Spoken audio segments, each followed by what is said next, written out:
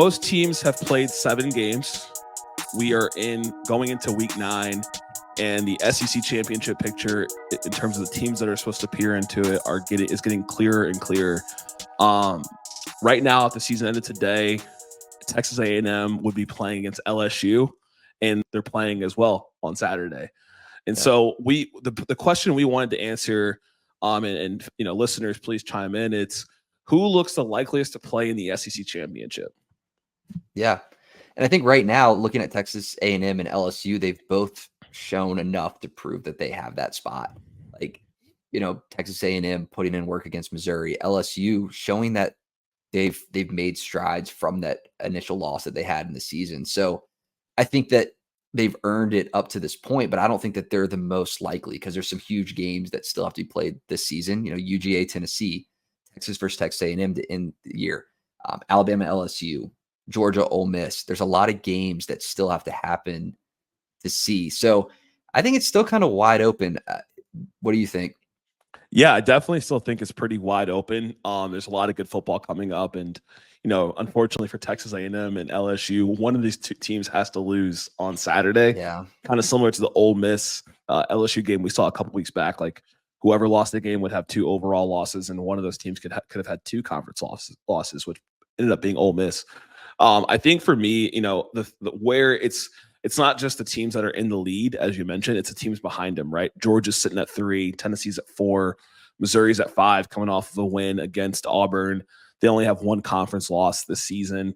Georgia only has 1 conference loss. Tennessee has 1 conference loss. That Arkansas loss, to me, will be interesting how important that is when it comes to standings going later into the season, and what it means for their ranking spot when it comes to being in that final 12, which is what I would imagine be a goal for Tennessee.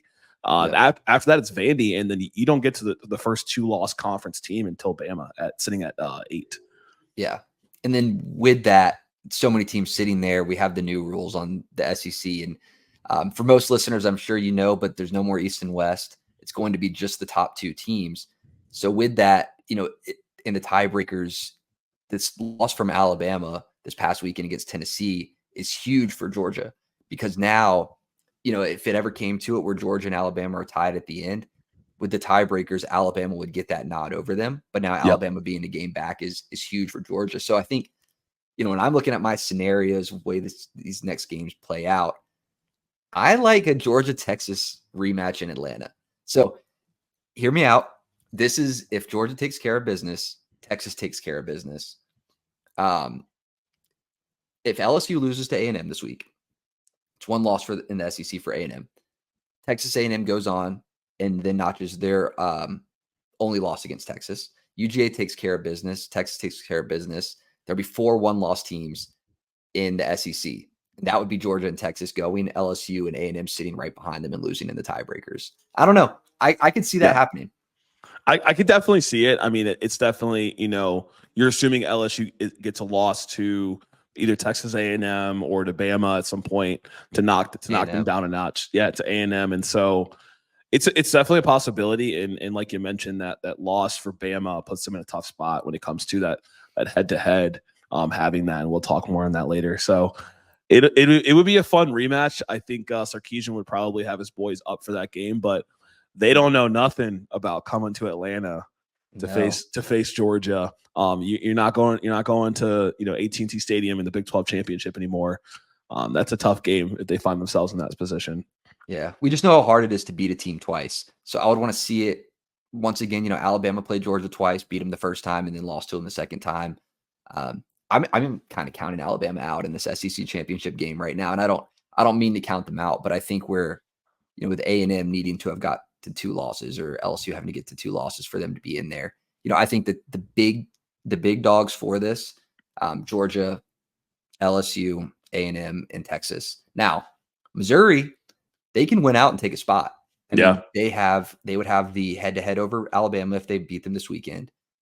They would have that over Georgia if it comes down to 1-loss teams trying to get in. So it really is wide open. And their path gets better for Missouri. If you can get past Bama, in Tuscaloosa, right? Nick Saban Field, you got Oklahoma, South Carolina, Mississippi State, and Arkansas, all winnable games Yeah. teams that can give you challenges for sure. At least 3 of the 4. I think Mississippi State's one of the 3. I think Oklahoma's not. But if they can win out, they could find themselves in that championship game, and that's an undeniable playoff spot if you lose that game to me. And that's another point, right? If you make the SEC championship game, I think we're both in agreement. The loser of that game is still playoff bound. Yeah. You might as well punch your ticket to the playoffs. You're hosting a home game in the first round. Yeah. Oh, for sure. Absolutely. Yeah. I mean, whatever 2 teams are in this game are in the playoff for sure, in my mind, unless some chaos happens. Yeah. But right. I think for me, just to answer the question fully, who I think it looks the likeliest, I would say the best path is Texas and Texas A&M. I think the teams that I believe will make it will be Georgia and LSU. So we get a rematch of the 2022 SEC championship, if I'm not mistaken, where Georgia, I think they're good enough to beat most teams, and we can talk about that in the next segment that we have for people that are listening to the full length episode. And then, I think for LSU, they turned the corner after this A&M game. I'm putting a lot of stake into how they're going to look against some other teams in the schedule, like Alabama, for example. But right now, just in terms of who I think is playing the best football, I keep the team of the episode is going to be good football. I think LSU's playing good football. I think Georgia, they don't have to play good football always to get to a win, but they're doing it pretty well enough on one side of the ball or more each game. Yeah, it's a good point. I like LSU call there, because if they can beat A&M this upcoming weekend, then that opens up the gate for them to still be able to maybe drop a game somewhere and make it, whether that's Alabama or at some point later in the year. So I like it. I got Georgia, Texas. You got Georgia, LSU.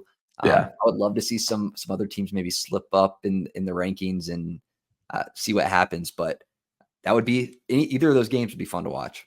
Yeah, absolutely. They definitely be fun to watch. And so, like I said, Texas, you're still in it. You're sitting at 5. Vandy's still in it. They're playing this week as well. So that'll be an interesting one. Someone has to end up with a loss, and crazy to think that, Texas could have 2 conference losses this early. I think I saw a stat somewhere saying that this is the first time in a while that every team in the SEC has 1 loss in terms of in conference besides A&M and LSU. Yeah, for at this point in the season, every team 6-1 or worse. I think it just speaks to the parity in the SEC, and you even see Mississippi State, who's sitting at the bottom. They're not winning games, but they're giving teams good games. So anybody, any given Saturday could win. Definitely. And so just kind of wrap up here. So you had Georgia Texas rematch. That would be a fun one. I'm sure everybody would love to see that. There shouldn't be any bottles thrown on the field this time if it happens here in Atlanta. And then I had LSU versus Georgia. So just looking at two teams playing good football right now.